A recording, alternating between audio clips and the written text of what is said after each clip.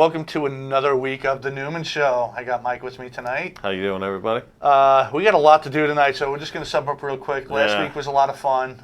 We went out afterwards. Yes, we did. Effing Beauty, had a cool time, cool place. Awesome bartender. Her name was Phoebe. Can you go wrong? Yeah. First time I ever met a Phoebe besides friends. Yes. And or Phoebe Cates. Yeah. Well, yeah. Everybody loves Phoebe Cates if you grew up in the '90s, '80s.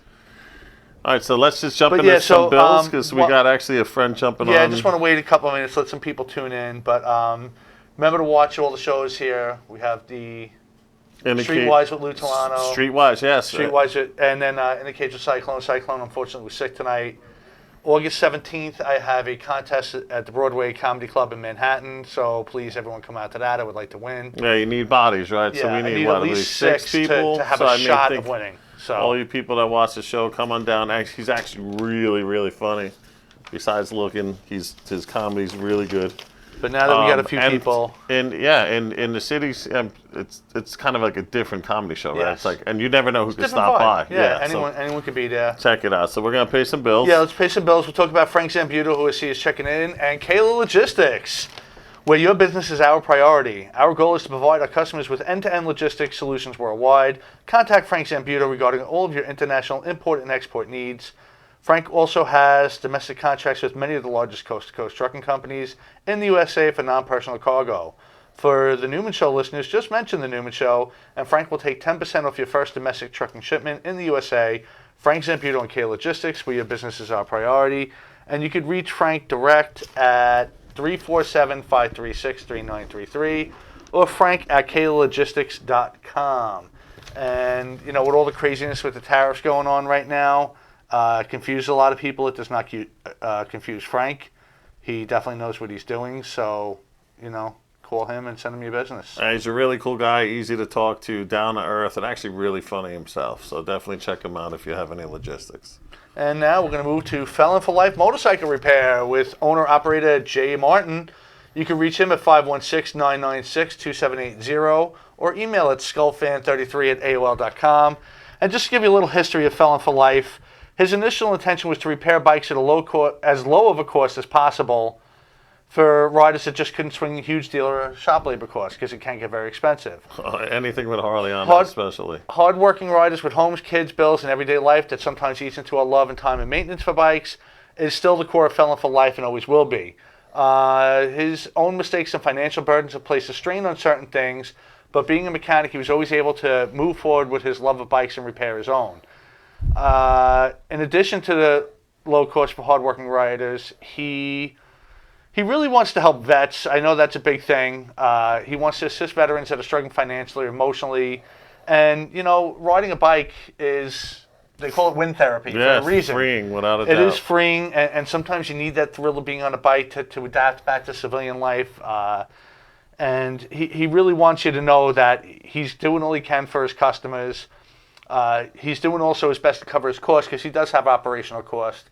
And he wants to find a way to use their income to find veterans that need to get their bikes up and running and make sure it's at no cost to them. He has a buddy, Frank Castle. He's the first one he has. He wants to get him off the ground. But, again, he needs people to go there and help. Yeah.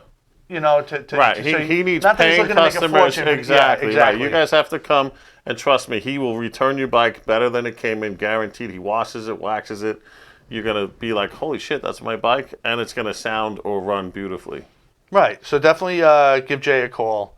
And if you even want to work on your own bike, he could help you do that as well. So next we're going to move to, I just got to pull his ad up, the Irish Pub. The Irish Pub in Baldwin. It's a cool, fun place to hang out. Sean is great over there. And as always, they have karaoke Friday night at 10. And every Friday they have the $30 open bar. And that's, that's a home run. Yeah. It's from what hours to what hours? I believe it's 10 to midnight. 10 to midnight, right. If you can't drink $30, then you shouldn't be in a bar, honestly. Yeah. Stay home. Or just drink water and sing karaoke. There you go. Sing karaoke. Have fun. He's still looking for 2 more guest bartenders for his competition. It's a $500 grand prize. Follow them on Facebook. They're still looking for some dart players for the upcoming season. I think we're going to give that a shot. Yeah, we'll probably be in that. It's a cool place. They do tournaments. They've done beer pong tournaments, cornhole. The food's great. Sean's just really looking to expand the business. Yeah. Well, not just expand it, but just have a fun, cool hangout place. And I think he's doing an excellent job of it. So it's on Merrick Road in Baldwin, close to Grand Avenue. If you go down Grand Avenue and you make a left on Merrick Road, it's on the right side. On the right. Yeah, it's on the south side of the street. You can't miss it. Big sign, the Irish pub. And good fun, good food, and everybody in there is usually really cool. You could actually catch Dennison on there usually a couple times a week also. Yes. Yeah, we like to support local businesses and give them what they need. So now that we paid some bills, let's get into it. There's a lot of craziness going on, like always. Yeah. And there's a lot of incorrect information being thrown out. Or selective too, but also actual flat-out lies and just misinformation. And, of course, we're talking about gun violence, the shootings, the mass shootings. They're horrible. Nobody likes to hear about them. Yeah, no. Everybody always says prayers out to the victims and families. Right. And we feel the same way. Our stance on the gun and the immediate backlash is always ban all guns. Well, it's different than that. And first, I want to say I just hate when someone just immediately tries to politicize a tragedy. No, every time that happens. Because after September 11th, yeah. I mean, everyone kind of knew what was going on. Everybody was behind, but everybody was being helpful to one another. They were, hey, what do you need? What's going on? How can I help? What can I do for the families? What can I do for the victims? Let's get this done. There's a mass shooting, and right away it's finger pointing, and these need to be banned. They're bad people. I mean, now I'm hearing stuff as crazy as, the mass shooters are white supremacists, and it's toxic masculinity. Yep. When the history, if you look at it, just doesn't back up those facts. Are most of the shooters white? Yeah. Are most of the guns semi-automatic AR-15s or AK-47s? No, they're not. That's not true. Less than 1% are AR-15s. Right.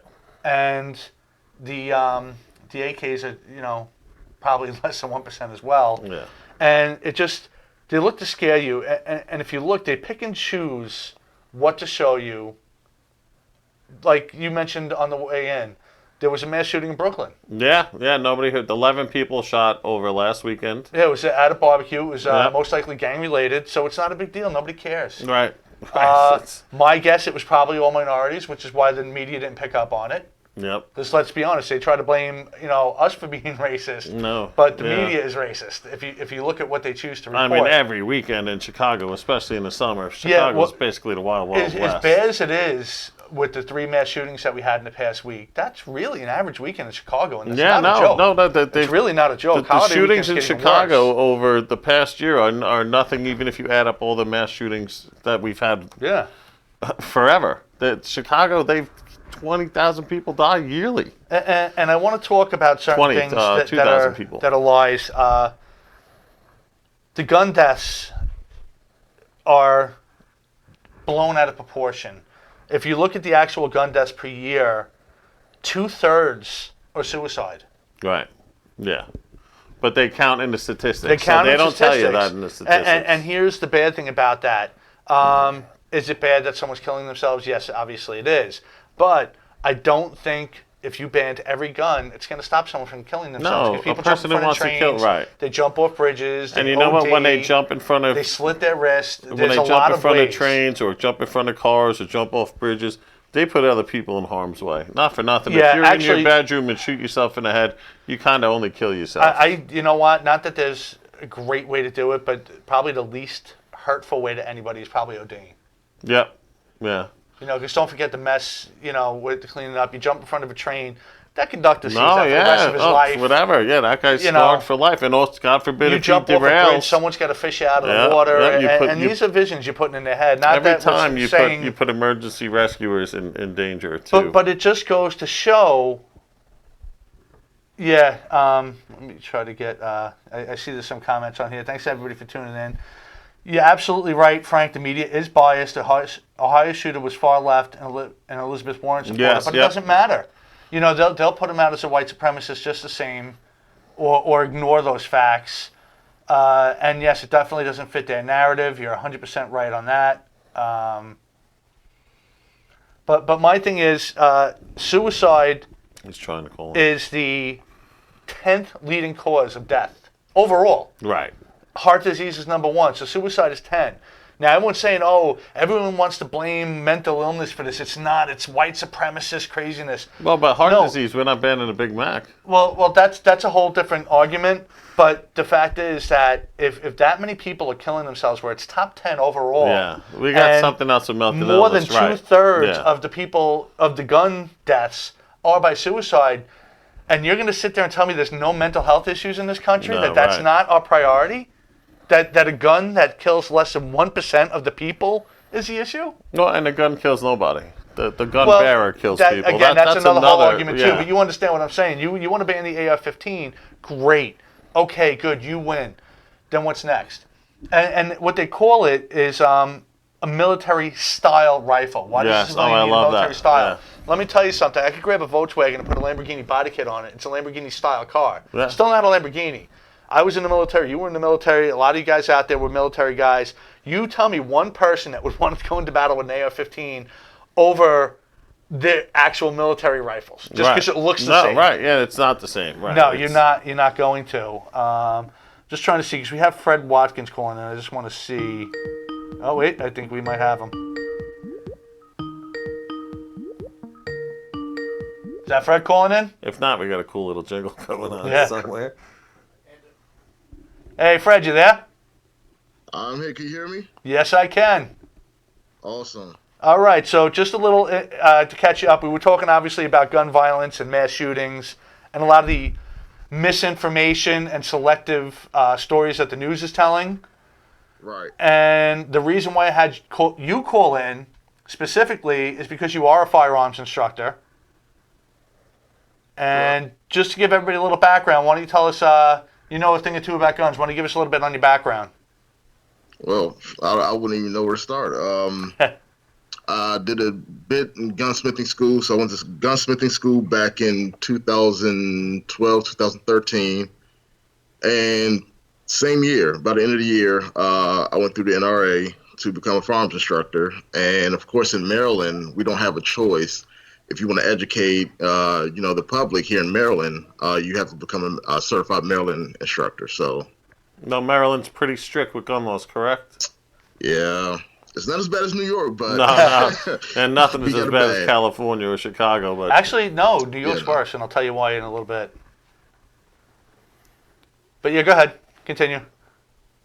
So I've worked with various platforms, so various types of firearms, from handguns, from rifles, from shotguns, bolt action, semi-auto, revolver, from any type you can think of, I've probably operated with it.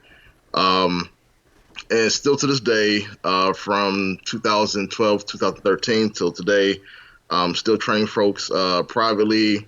I'll do large classes, getting folks certified for private ownership, for, whether it's home defense, whether it's, prepping them for competition, even for some military folks who don't get the chance to get their hands on handguns. I've had some to come through me and, get a little bit of experience but enough about me. Let's go ahead and get but obviously you're well versed here. You're well versed in every sort of firearm there is.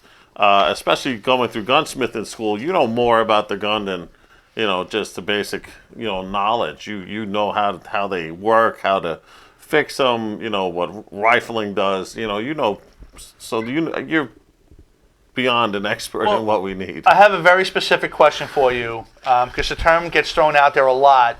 Being a firearms expert, what is an assault rifle? I'm sorry, y'all gonna have to excuse my kids too. Sure. Nah, it's okay. So, what is an assault rifle?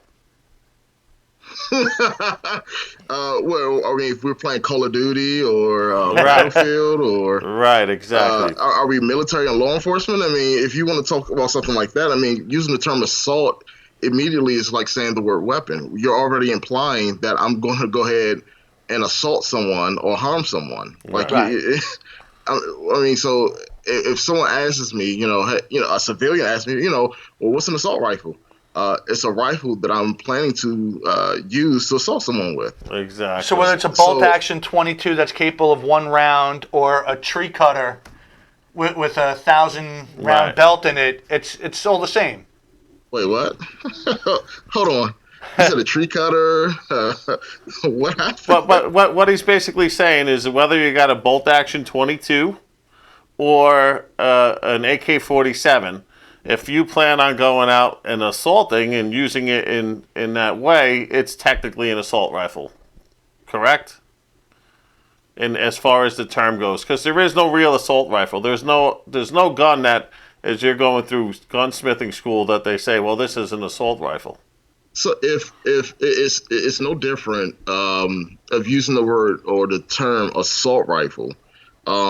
If I give you a bolt action rifle made from Savage or Ruger or whomever, and we put a nice scope on it, a lot of folks are going to look at you like, you know what, he's probably going hunting. Right. You give it to a guy in the military, probably, Marine, or, guy with special forces. You're going to look at him, oh, he's a sniper. Right. You're not going to call your bolt action rifle a sniper rifle. No, why? Right.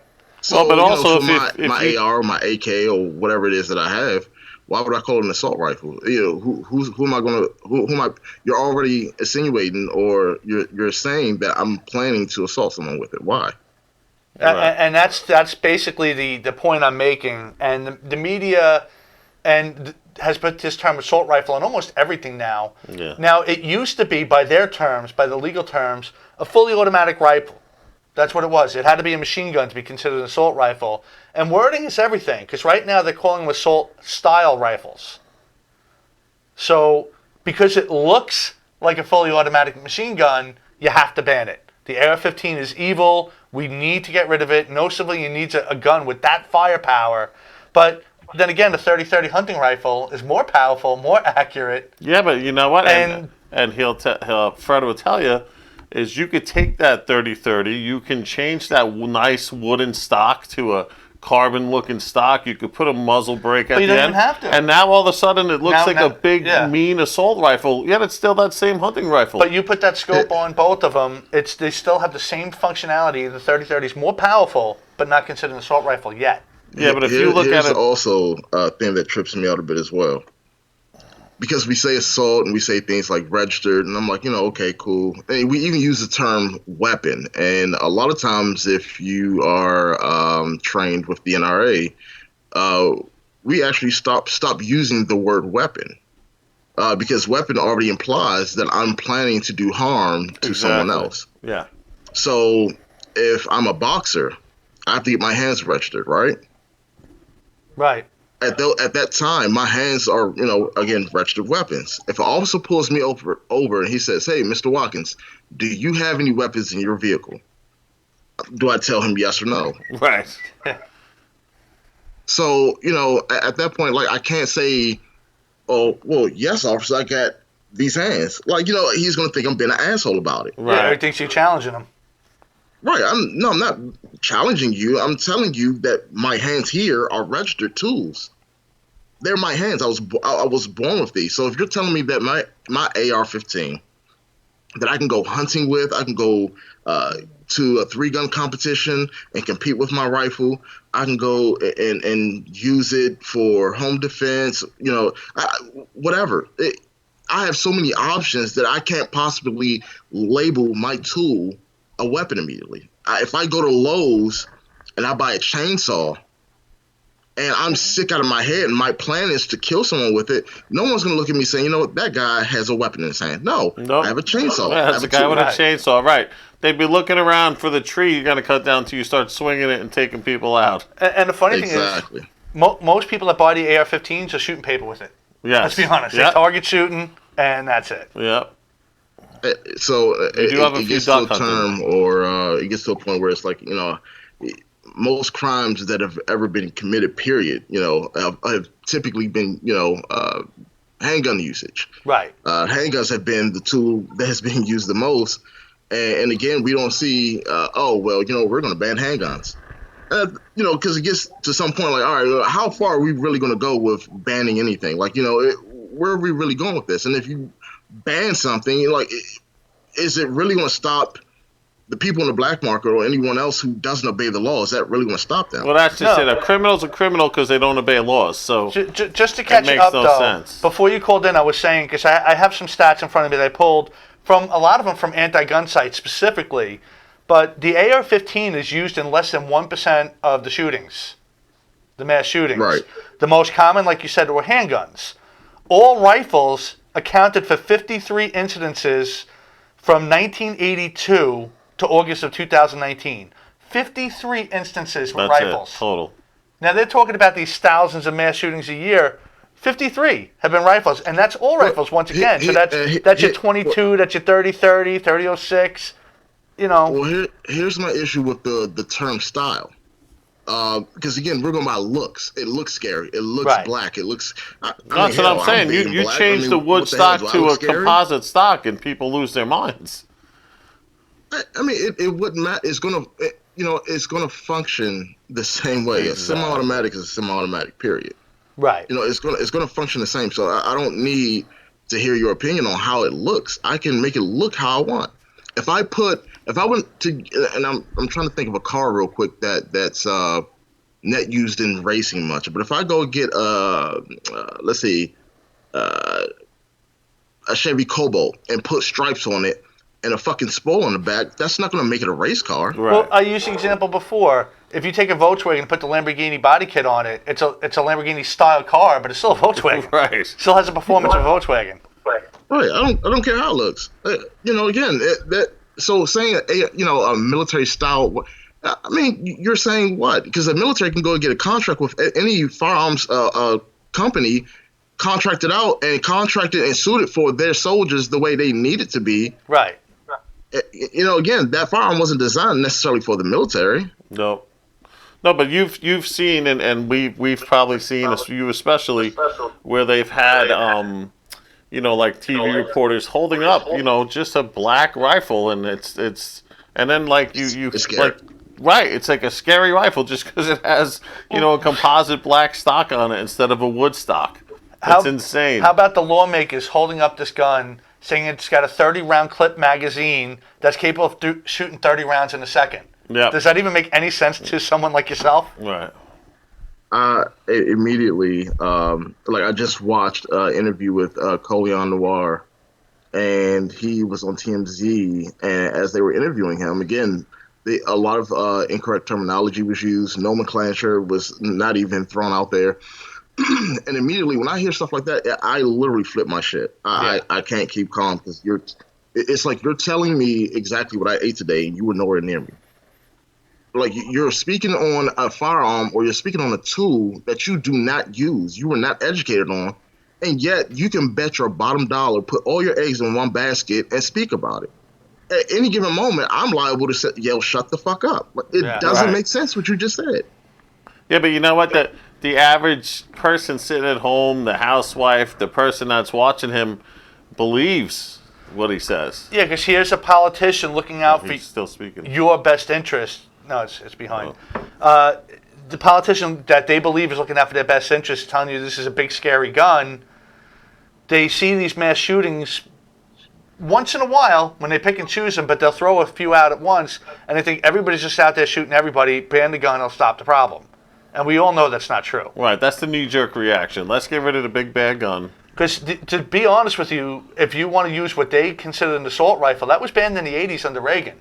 Yeah. You're not allowed to have a fully automatic weapon anymore unless you're a specific dealer or grandfathered in or whatever. So basically, your average civilian is not getting a fully automatic rifle legally. No. Not unless you got a lot of money, you got to hook up with some type of licensing. You're not getting your hands on that. Like a lot of times, we go out to these special events just to get the experience to shoot one, and we're like, "Oh, yay! We shot one," and it's nice. But when we go home, we go back home to our semi-automatic, rifle, pistol, shotgun, whatever it is we had. Now, another big fallacy that they do in the news is and as a ex-gunsmith, you'll know, is they make it sound like it's so easy to switch that gun from semi to auto. All you have to do is buy this little part from so-and-so, and you could do it. That's also incorrect. Sure. If that's what they want to believe, I'm like, okay, continue to believe that, but where did you get it from? Right. Like, who did you hear that? Like, did you actually sit in the class and perform this, duty or this action yourself, or are you just assuming from something that you read from some media article that, again, it's actually the media that's doing it. Yeah, the media is claiming you buy this $20 part from so-and-so guns, and you can change it to a fully automatic, which we all know is not true. Well, if that's the case, then share the website. Exactly. The rest of the gun owners can't find it. How about the field reporters that go out and shoot the fully semi-automatic rifles? Yeah, because they've used that term. Yeah, fully semi. And the one guy that did shoot it swore he had PTSD from it. Yes, that guy was the best. Did you ever see the guy that shot the rifle and screamed and then had PTSD after one shot? Oh my God. See, yeah, no. A lot of times, again, my attitude, it's funny, but I immediately get pissed off and just turn it. Okay. No. Yeah, because that's the biggest thing. When I talk to people about guns, and believe me, I'm no gun expert, but they believe a semi-automatic rifle is a machine gun. Yes. It's one pull, 30 rounds. Right. In a minute. Not even a minute, in seconds. Right, in a second. I think I need to have a talk with a few of my rifles then, because someone's not performing. Exactly. Yeah, exactly. Now, another big misconception is that these violent crimes and mass shootings are increasing tenfold year by year, especially now with Trump as president. When I got reports right here that since 1990, violent crimes, including gun crimes, have gone significantly down. Yeah. Yeah, look, it started out in 90. It actually spiked in, 92? And then have gone down. This is violent crime in general. But the point I'm trying to make is that they're just trying to scare people, yet it's funny because now apparently you're a white supremacist by the media's eyes, which I'm not sure if you're aware of that. You're referring to me? Yeah, because they're saying that all these pro-gun people, the NRA people, are white supremacists. And that's not the case either.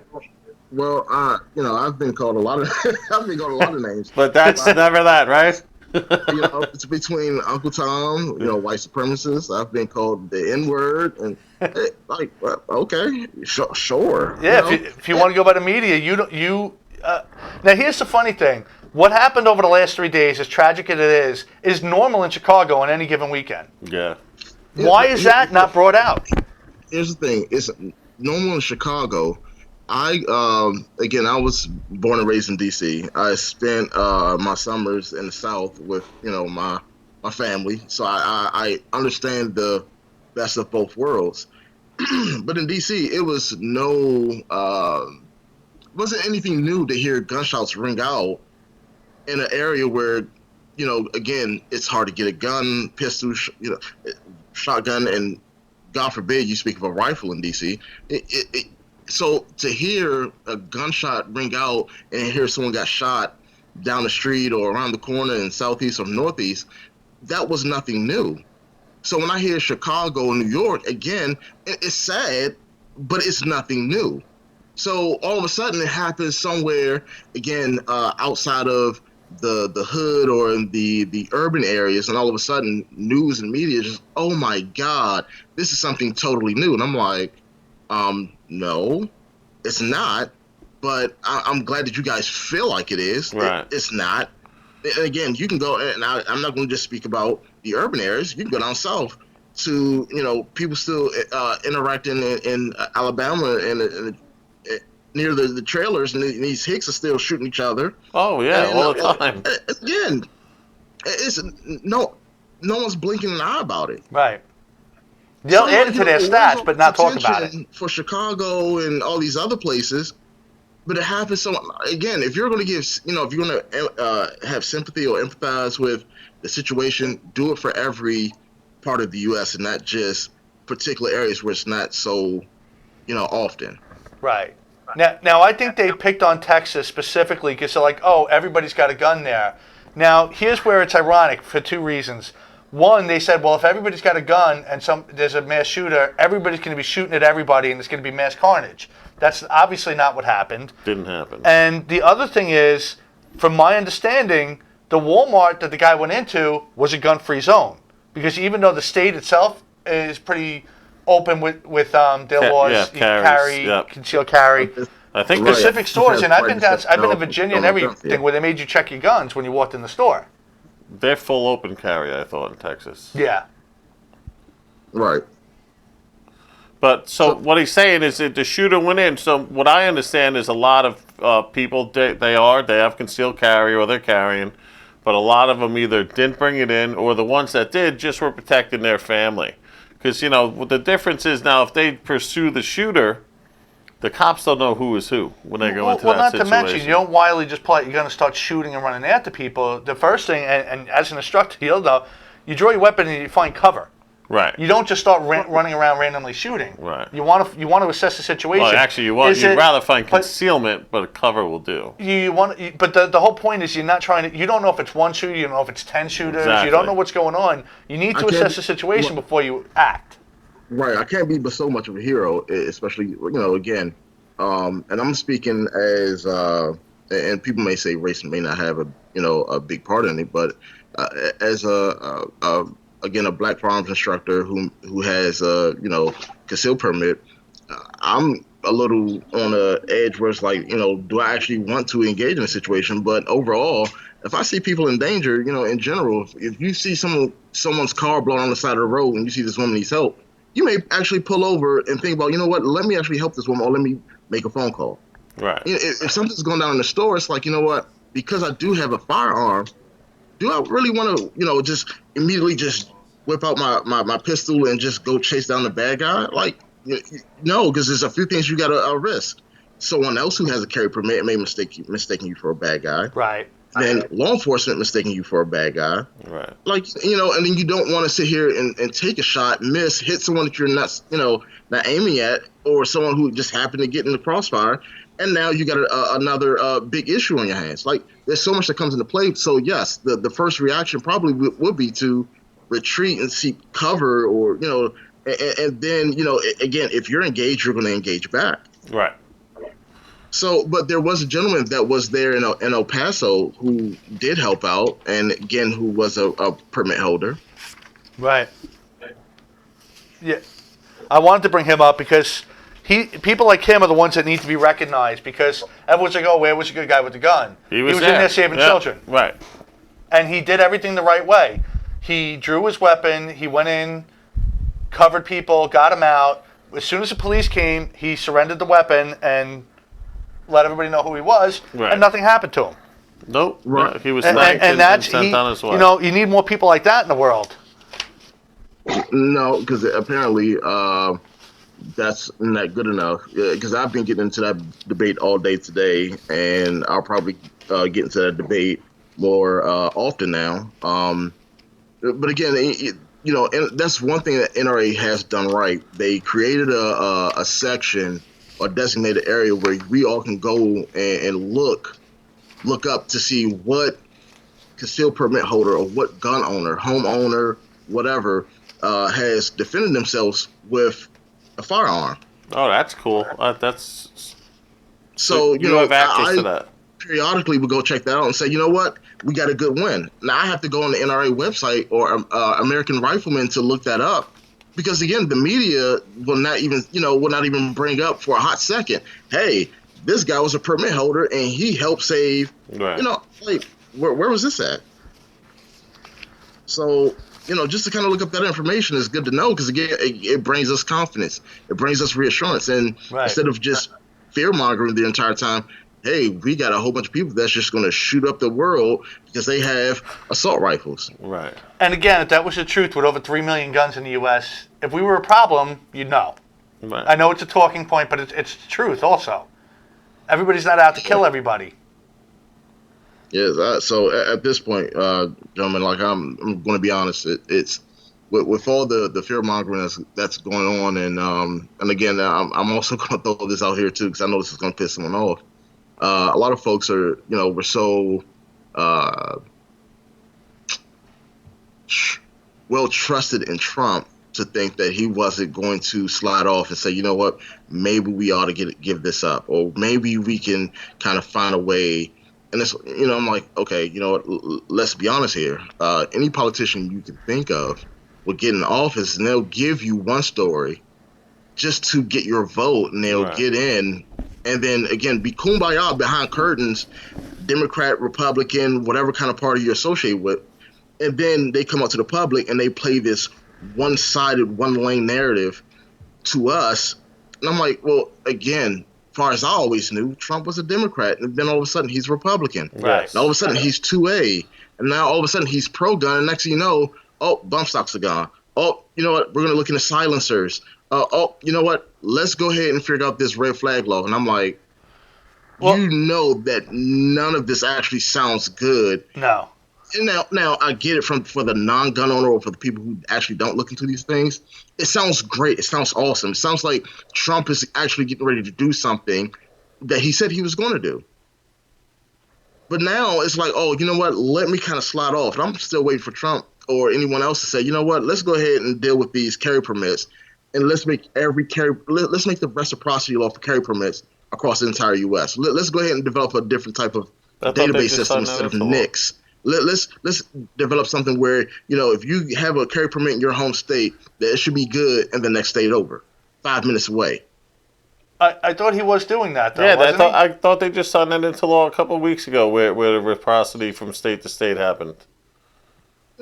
Oh, okay. Again, my eggs in that basket. Could be wrong. No, I'm going to have to Google that real quick, but I think I thought that just happened. You know what? Google that, because you brought up a couple of points that I was going to bring up also.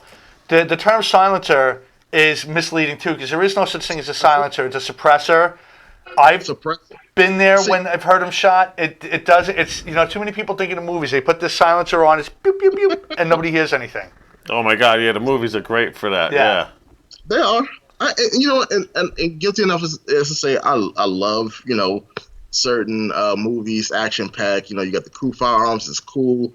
But again, you get to the range, and in real life, it's like, that is not the way that works out. Yeah, somebody's got a suppressor on and shoots a gun, you're going to know it. I've attended classes with a buddy of mine who's a Marine and who's much more fit and older than I am.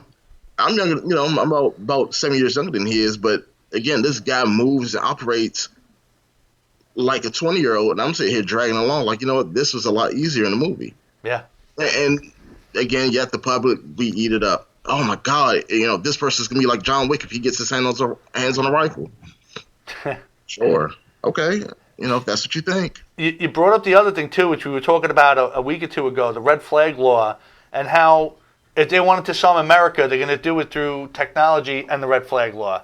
So you want to talk a little bit about exactly what that is? Yeah, Minority Report. I've seen that movie too. Yeah. Right. TAPS, what it sounds like is they're going to do like they're going to develop an algorithm or have some type of watch for what you say, how you say it, what you're looking up, how you're looking it up, and all of a sudden say, you know what, you're a threat. Or red flag. Me and my wife have a big disagreement on whether the baby's going to wear Pampers or Huggies. And we're going back and forth about it, and all of a sudden someone says, you know what, I don't like Fred. I heard him and his wife were arguing about something. You know what? Both of them are gun owners. Call the sheriff about it. Sheriff comes through, takes my guns, and I'm like, well, what the hell just happened? Well, you were a threat to your wife, domestic violence, something, and now I'm sitting here assed out with nothing. Right. So it gets to a point where it's like, how effective. Now, again, there's today where I saw a young man on, I think it was YouTube, and he's going around shooting a box of Jordan saying this is the shoe wear for black men. And I don't like black men. He's not saying black men. He's just using the N-word. Takes a shotgun, takes a different type of rifle, shoots the box. That's like saying, this is for black men. I'm like, well, okay. At that case, I understand the red flag. You're blatantly saying that this is what you're willing to do to a black person. Okay, cool. But see, in my head, I'm like, either the police is going to handle him, or when he approaches someone with a firearm and the right black person who's legally armed, he comes across him and he points a firearm at him, they shoot him first. Again, I'm going to hope that the law plays their part. Again, the guy went online, said what he was going to do. Don't ignore it. And that's a big problem, too. They keep talking about the laws. You need gun laws. You need common sense gun laws. There are thousands of gun laws on the books. If you don't enforce them, doesn't mean anything. Just like you can make the speed limit 55. If everybody's doing 100, lowering the speed limit to 45 is not going to help if you're not pulling people over. And the school shooters, a lot of them have been reported multiple times to the FBI. Yep. They've had cases against them. They've had sheriffs to their house. They've threatened. They posted online how they were going to go shoot up the school. The students complained. The schools complained, and the FBI did nothing. Then the school shoots up. Then this kid shoots up the school, and like, oh, we got to get rid of the gun. Well, they also, they also attack soft targets. A lot of times, if you're, and here's another thing that I kind of get worried about. I'm gonna tie the two in together. NICS. We have a system that we already have called NICS, the National Criminal Background Check System. Right. And typically, before you're buying a pistol, rifle, shotgun, depending on where you are, they will run your background. They'll do a background check and to see if you have anything on your record. Right. So I'm like, okay, that's good. And next thing you know, you get to a gun show. They say, oh, the gun show, same thing at a gun show. It's a phone call. You take you get the person's ID, you run their information before they even purchase a firearm, and you go with it. Not a big deal, not a big problem. I'm not sure how it is in New York, but in Maryland, we have extra steps to go through for handguns and other parts for rifles or whatnot. Again, we got to go through extra identification processes. We got to get fingerprints. We got to get 2 and 3 different licenses or IDs. And I'm just like, well, shit, if I have to jump through a hoop of fire, then, I'll have to do that. But how is this going to affect anything that the guy on the street who's going to buy it on the black market, how is this affecting him at all? It doesn't. Not at all. Right, it doesn't. And that's the thing. It's actually much easier to get an illegal gun here than a legal gun. It's for a civilian, it's almost impossible to get a carry permit. And it's very hard. Especially here in Long Island. Or the city. Nassau County and the city. Forget it. But the even same, just a range permit, they make you jump through so many hoops. You got to get the license. Okay, but in New York State, there's no such thing as a range permit. That's a Nassau County thing. If you have that same license upstate, it's a concealed carry. That's Long Island. It's Nassau Suffolk. Yeah, Nassau Suffolk made their own law that you can only carry to and from the range, and it's retarded. I might be a little if you actually read it, it actually says concealed carry permit, and they print range on it. But it's basically, like, let's say he wants to get a handgun. He's got to go through the whole background check. He's got to fill out this pages upon pages. Bring it to the police $300. Pay $300, $400, whatever it is now. Get fingerprinted. Go through, get fingerprinted, pay for that, pay for the investigation. Takes about 6 months or longer. Yeah. Then he gets back, let's say he's approved. Now he wants to buy a gun. He has to go to a gun store, find a gun, get all the information, fill out all the paperwork on it, go through the whole background check, bring all that info to the police station. Right, so the before he even touches the gun. Right, they keep it in the store, they lock it up. Bring it to the precinct has to approve it, then he's got to go back, pick that up, then he can go to the gun store, pick up the gun, then go back to the precinct with the information that he's got it, register the specific firearm, and then bring it home. So that's a little crazy. It sounds like Maryland's, but I don't think ours is that extensive, but it's enough. The problem that I typically have is we always want to say we need more gun laws, and I'm like, okay, well, let's use New Jersey for an example, where we have the woman who had a firearm for home, like she could own a firearm at home, but she had an ex who was threatening her and saying things to her that kind of got her worried. Right. She went and got an order put out on them where, again, they had to keep their distance. So like, okay, well, there's a restraining order. Great. But again, that's a legal piece of paper. He can give no shits about that. Right. So I'm like, okay. Right, so that's only enforceable when the police show up, usually after the fact. He's already there. It's an added charge. Right. Right. So she gets a text or something from him, and he says, hey, if you don't let me get back with you, or if you don't let me back in the house or something, I'm going to fucking kill you. She goes back to the police department and says, hey, I need my carry permit because I go to work. My gun is at home. That's not going to serve me or do me any good with my gun being in the house. Like, what happens if my ex catches me out on the street? Right. New Jersey Police Department denies her. What happens the very next day? She's found raped and killed. And I'm like, well, what do we do? Because in Maryland, we got a similar situation where if there's someone who wants to apply for a carry permit, they have to have what's called a good and substantial reason. And I'm like, constitutional right? Self-defense? Like, right, but that's not. See, in Maryland, that's not good enough for simply applying for a carry permit because you want to, use self-defense. Yeah. So anywhere that there are similar laws, I'm like, well, what's good enough, or what's a good and substantial reason, or why else would someone apply for a carry permit? Like if I'm going to do something illegal, or if I'm going to go nuts and shoot up something, I'm not going through you to apply for it. I'm just going to fucking do it. That's the stat I'd like to see. How many of these shootings did the person have a legal gun that was registered to them? Because that's another thing they do too. Oh. The misconception and the way you word thing. This rifle was purchased legally, but it wasn't by the person using it. No. So it's still an illegal gun. They stole it from their mother or father or from some other person's house.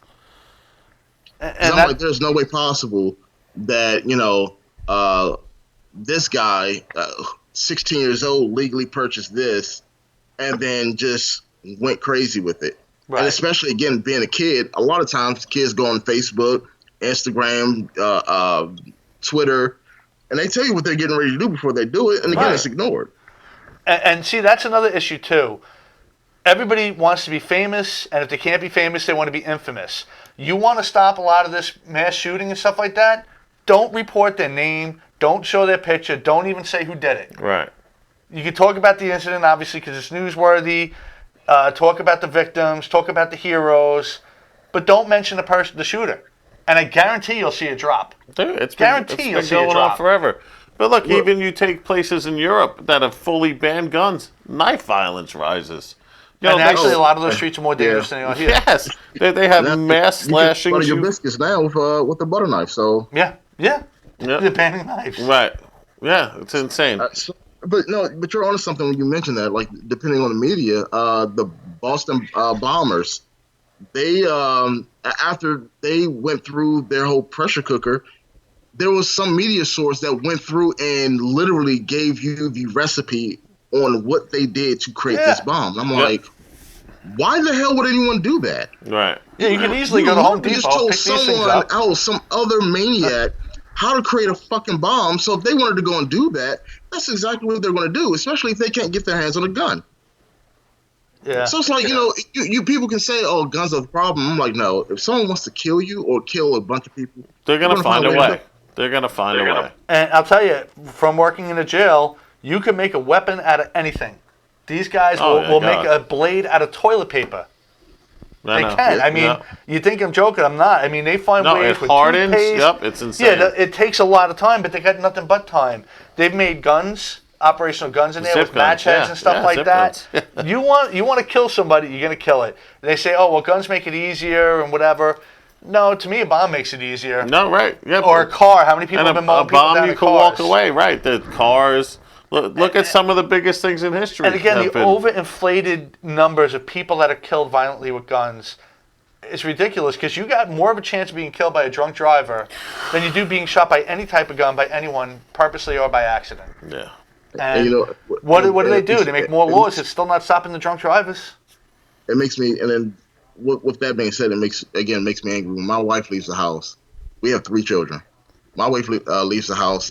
The first thing I'm always worried about is between other drivers or some pedophile out there just waiting to see 3 little girls and say, you know what, we're in human trafficking. That's the biggest business right now. That's huge. And there's one woman or one parent and there's 3 children. We're going to at least get one of these kids. Now, if someone creates a law where they're telling my wife, hey, you can't afford private security, you're probably not going to get to your cell phone in time to dial 911, but we're also going to ban this type of firearm or limit your magazine capacity. Immediately, that's a big fuck you to me. Why would anyone even think of something like that? Right. Unless they're trying to keep us down. You're telling women, or you're telling people, the elderly. You're telling the single moms. You're telling the homeowners. You're telling the hardworking dads who work late at night. You're telling the average American citizen that your life means shit because I'm going to go home to my private security and my well-gated house with 1,500 cameras around it. Right. Like, no, if my wife can afford a pistol and a 10, 15, 17 round mag, and she got to lug around 3 kids, damn right, protect your property, protect the well-being of you and yours. Like, why not? Right. I mean, we literally fought a war over this. No, but they're attacking the law-abiding citizen, like you said, who's not going to go out and do the mass shooting. You have a registered gun. You're not going to go and do a mass shooting. It's just known. This is why we fought the war, because we had a suppressive government telling us what we couldn't do. They want to take everything away from us. Right. And we said no. Right. No. And we stood up for ourselves. We had a revolution. fought a war. And the whole thing, military-style rifles, whatever. Everyone had the same rifles. There were fully automatic machine guns when the Constitution was written. So don't say there wasn't anything like that. And the military rifles were the same that the people had. Yep. And we fought the biggest military in the world, and we won. Technology changes, that shouldn't mean anything. Now, again, I have a good buddy of mine who may have said something that may be up for debate, that a civilian should be able to own what the military has. Now, he was referring to the firearms and not necessarily the, cannons and grenades. But, if, again, anything happens to me or my family, because, again, a lot of people will say, well, what the hell did you do to someone for 4 and 5 guys to run in your house and attack you? And I'm like, do you not watch the news or see? And again, enough of us are on Facebook. There was one homeowner who, again, was in their house. They have, in-home security, camera security. And they went down to the end of their hall to wait for the intruders to get in far enough so they can take their shots. Right. And it's about maybe 5 guys entering the home. Again, any debate on magazine capacity or what type of firearm I should be able to own or whatever, I'm sorry. For me, it's not for debate. We're not fucking talking about that. I agree with you. I'm going to own what the fuck I can afford. And you can say, you know what, I don't like guns. Great. Don't get them. No one should be able to own this, or no one should. No, don't say what we should and should not be able to own. That's like me telling you that you should not be able to own multiple cars. Right. Exactly. If you want to drive this car Monday through Wednesday and this car, that's your business. Unfortunately, we are out of time right now. We definitely got to pick this up because there's a lot of stuff we didn't even get into. Yeah, we didn't get into half of it. But Fred, thanks a lot for calling in. You know what? Maybe we could finish this off next week. If he's available. If you're available, have you call in the beginning of the show and wrap this up. Yep, let me know. All right. All right. Well, thanks again for calling in. Hope you enjoy the rest of your night, and we will see you all next week. Good night. All right. Y'all do the same. Take care, man.